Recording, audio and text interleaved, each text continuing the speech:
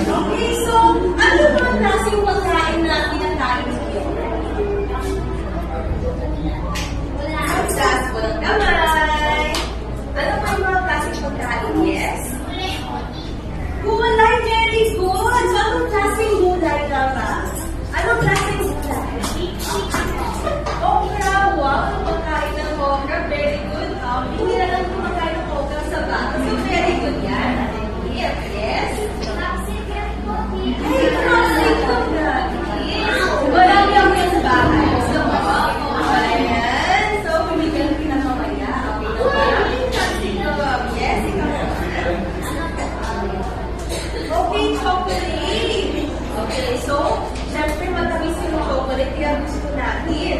So, una, ngayon, sasabihin ko muna kung ano yung mga gusto kong pagkain, kaya ano yung business ko, kung nga ba ayaw at gusto ito.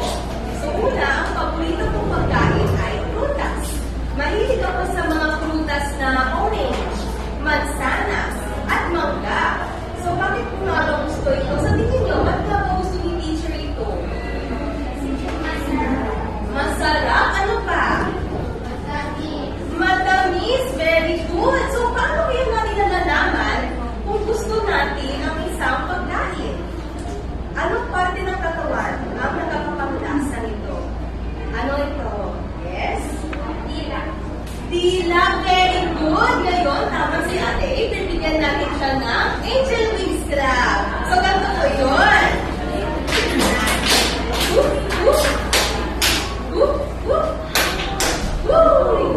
Okay. Let's go. Do it all together. 3, 2, 1.